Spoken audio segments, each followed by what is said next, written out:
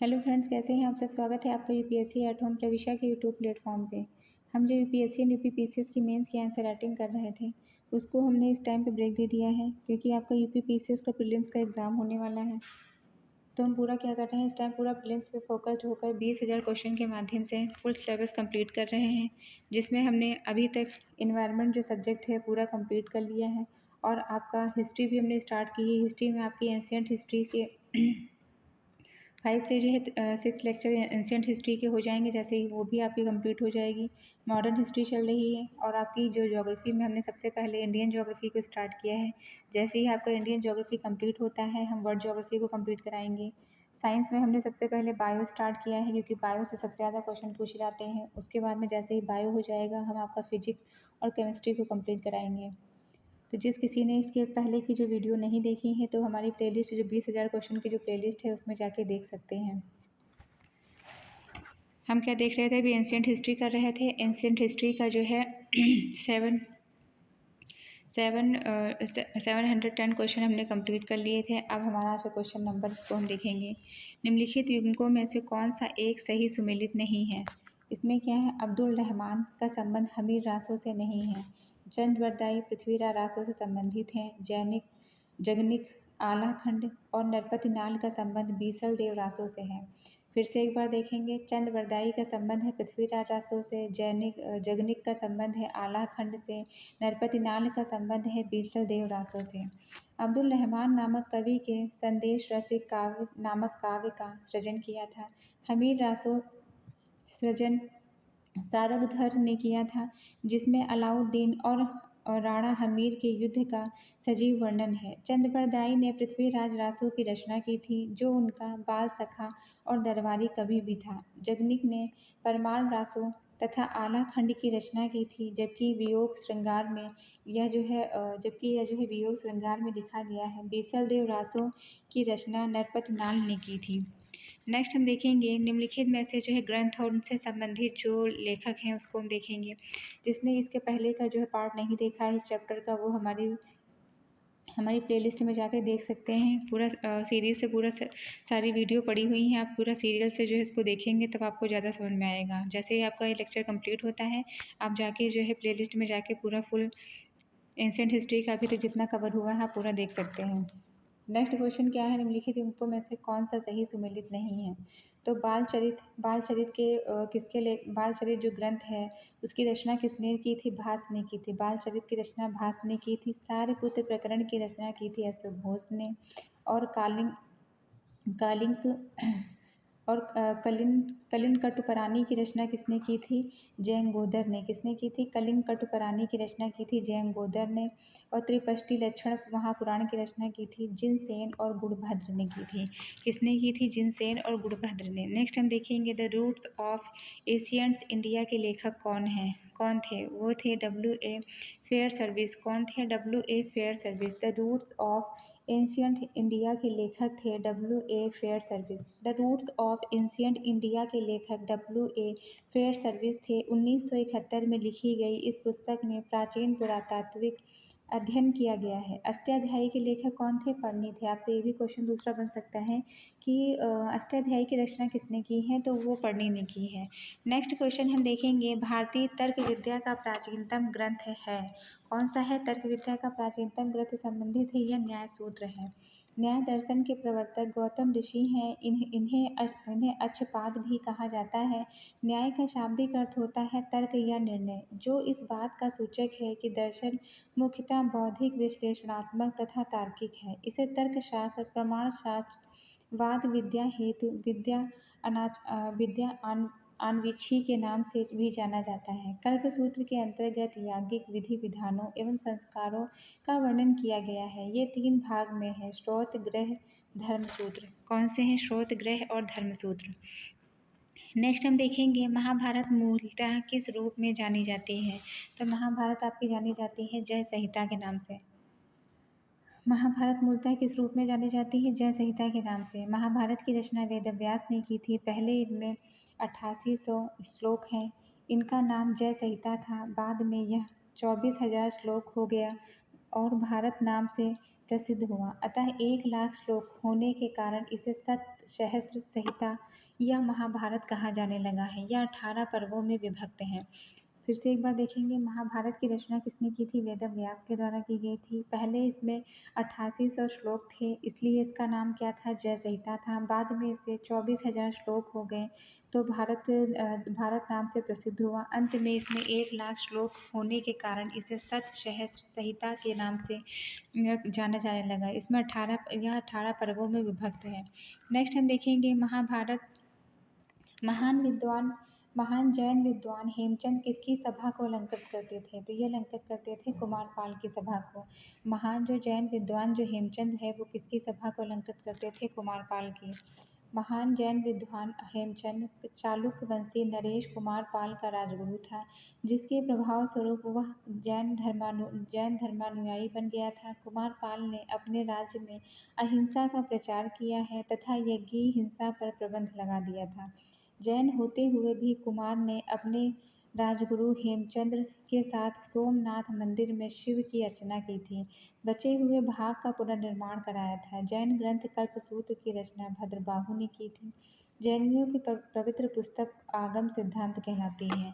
आपसे पूछा जा सकता है कि कल्पसूत्र की रचना किसने की थी? तो भद्रबाहु ने की थी।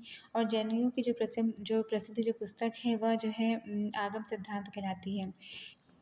यहाँ से पूछा जा सकता है कि आगम सिद्धांत जो है किसकी पवित्र पुस्तक कहलाती है? तो जैनियों की। नेक्स्ट हम देखेंगे, जैन कल्पसूत्र की रचना किसने की थी? अभी हमने देखा था भद्रबाहु ने की थी। नेक्स्ट क्वेश्चन क्या है?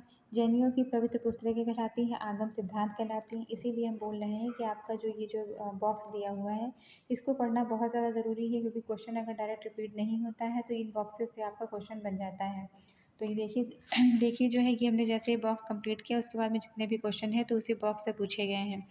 नेक्स्ट क्या है? मुद्रा राक्षस का लेखक कौन है? मुद्रा राक्षस का लेखक कौन था? तो विशाख दत्त था। मुद्रा राक्षस संस्कृत भाषा का ऐतिहासिक नाटक है। इसके लेखक विशाख दत्त हैं। इसमें चाणक्य चंद्रगुप्त मौर्य संबंधी ख्यात वृत्त के आधार पर चाणक्य की राजनीतिक सफलताओं का अपूर्ण वर्णन मिलता है।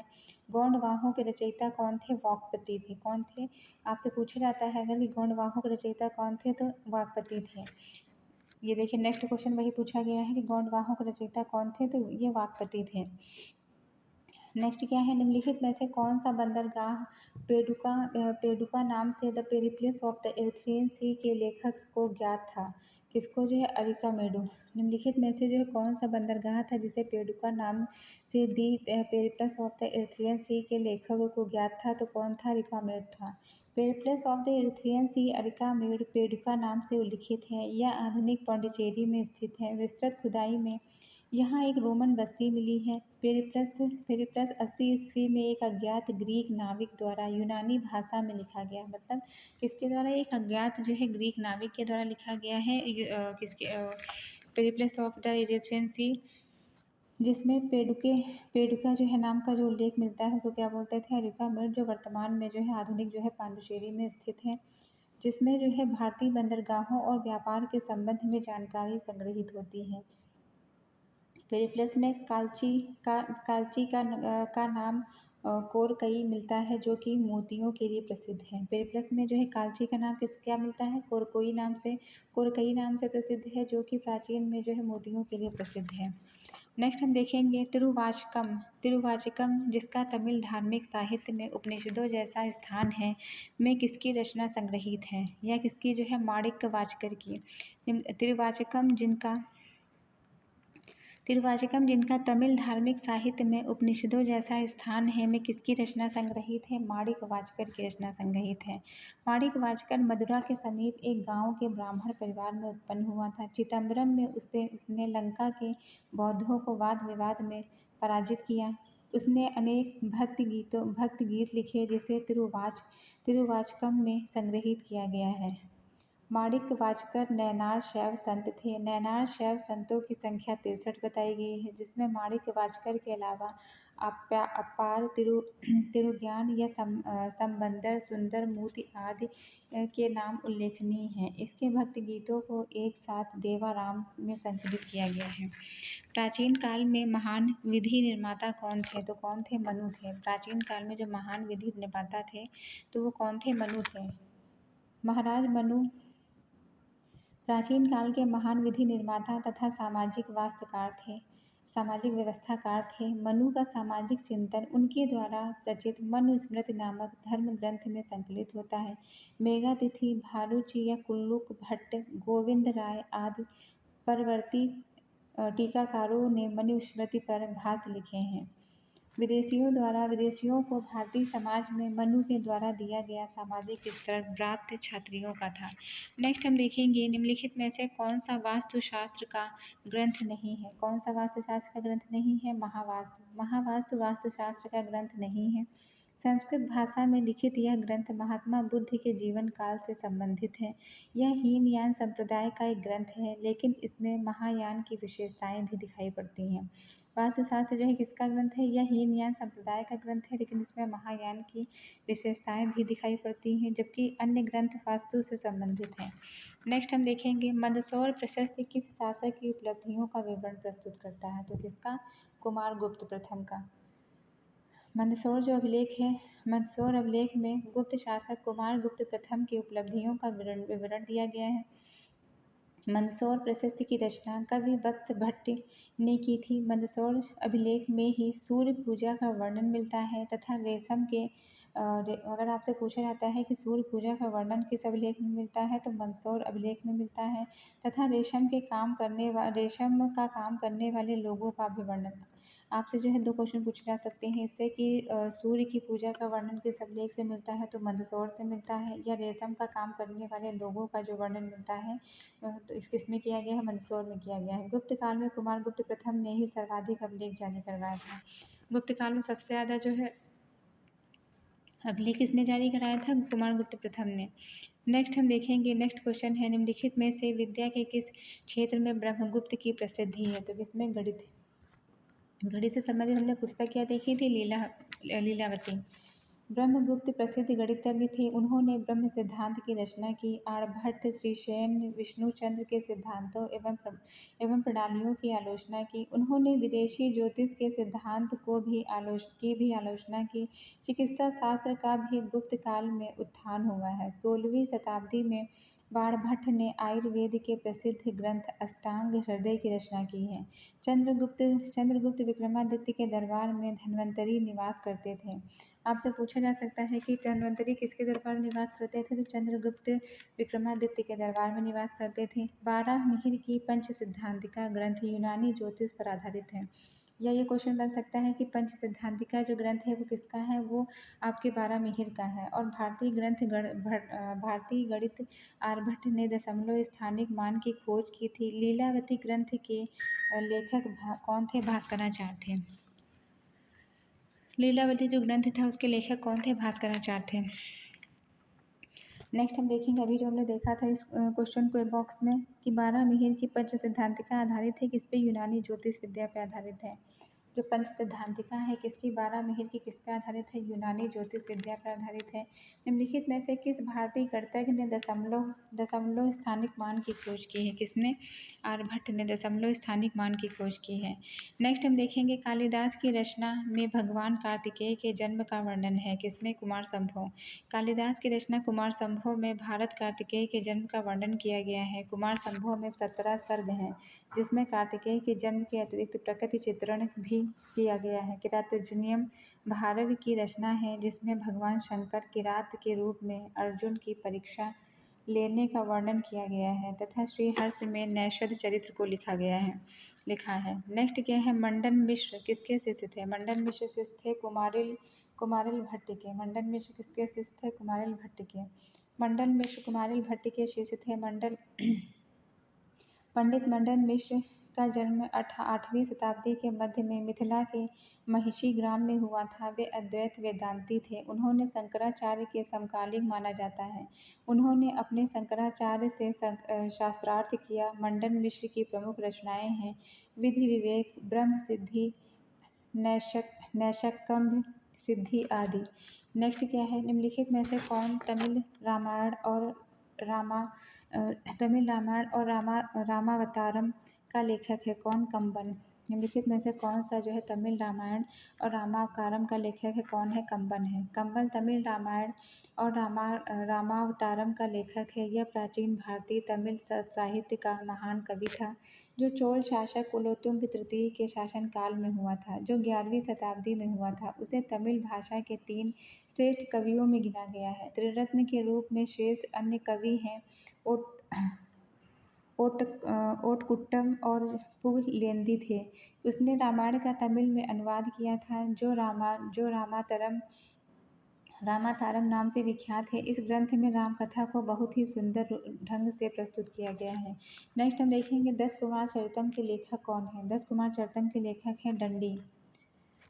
दंडी काव्यादर्श और अवंति सुंदरी कथा आदि कृति दंडी की है।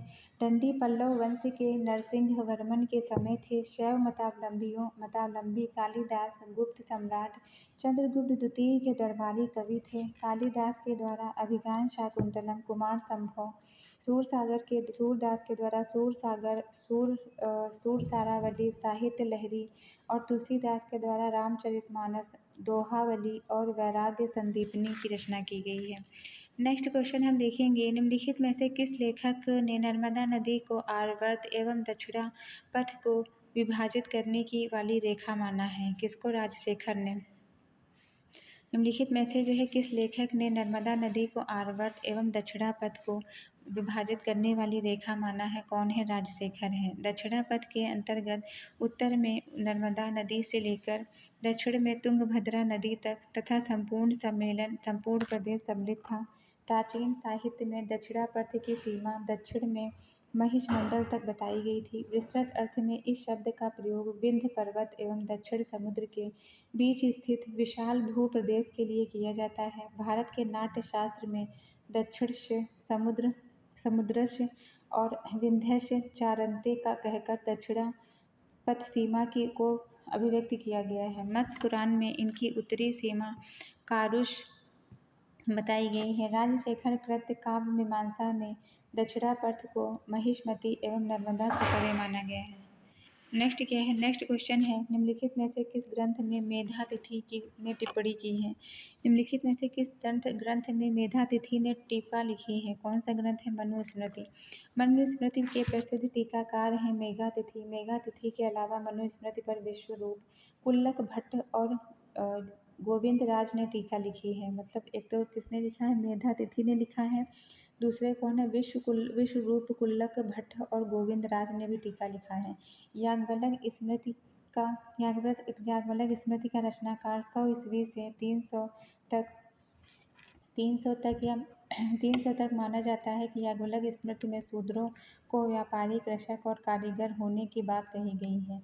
आपसे पूछा जाता है कि शूद्रों को व्यापारी, कृषक और कारीगर होने की बात किसमें, कौन सी स्मृति में की गई है? तो याज्ञवल्क्य स्मृति में की गई है। याज्ञवल्क्य स्मृति के भाष्यकार विज्ञानेश्वर हैं। ये पूछा जाता है कि विज्ञानेश्वर जो है किसके भाष्यकार हैं? तो याज्ञवल्क्य स्मृति के, जिन्होंने मिताक्षरा नामक ग्रंथ लिखा है। और अपरार्क ने याज्ञवल्क्य स्मृति पर टीका लिखी है। याज्ञवल्क्य स्मृति में सर्वप्रथम महिलाओं के संपत्ति के अधिकार का प्रयोग किया गया है। किसका प्रयोग किया गया है? महिलाओं की संपत्ति के अधिकार का प्रयोग किया गया है। और जब हम संपत्ति के अधिकार की बात करते हैं तो हम पहुंच जाते हैं पॉलिटी में। पॉलिटी में हमने क्या देखा था कि संपत्ति का जो अधिकार है, जिसे जो है मौलिक अधिकार, पहले वो मौलिक अधिकार का पार्ट था, जो कि अब कहाँ पहुँच गया है, जो कि अब जो है 300 का जो कि आपका जो है 44वां संवैधानिक संशोधन 1978 के द्वारा जो मौलिक अधिकार था संपत्ति का अधिकार, उसे जो है 300 आर्टिकल 300 में ये जोड़ दिया गया है, जो कि अब आपका जो है कानूनी अधिकार हो गया है, जो कि पहले एक मौलिक अधिकार था। नेक्स्ट हम देखेंगे कल्हड़ की राजतरंगिणी को किसने आगे बढ़ाया था? तो यह जोनराज और श्रीवर ने। कल्हड़ की जो राजतरंगिणी है उसको जोनराज और श्रीवर ने आगे बढ़ाया था। कल्हड़ राजतरंगिणी कल्हड़ द्वारा रचित एक ग्रंथ है, जिसकी रचना 1148 से 1150 के बीच में हुई। कश्मीर पर आधारित इस ग्रंथ की रचना कल्हड़ ने अन्य ग्रंथों का सहयोग लिया है। कल्हड़ की रजत तरंगिणी में कुल 8 तरंग हैं। तरंगिणी को जौन राज और श्रीवर ने आगे बढ़ाया है। किसने? अगर आपसे पूछा जाता है कि कल्हड़ की रजत तरंगिणी में कुल कितने तरंग हैं, तो 8 तरंग हैं। और रजत तरंगिणी को जो है किसने आगे बढ़ाया? जौन राज और श्रीवर ने आगे बढ़ाया है। और यह जो है, जो रजत तरंगिणी है कल्हड़ का, तो यह कौन सी भाषा में लिखित है? तो यह एक संस्कृत ग्रंथ है।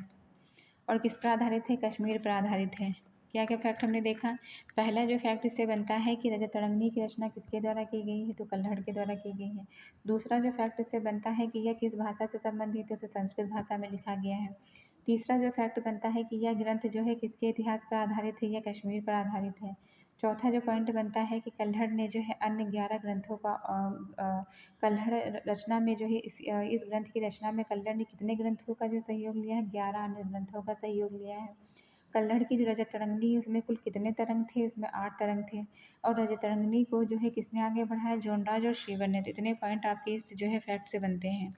नेक्स्ट क्या है? जयदेव के रचयिता कौन है? तो गीत गोविंद के रचयिता कौन है? जयदेव हैं।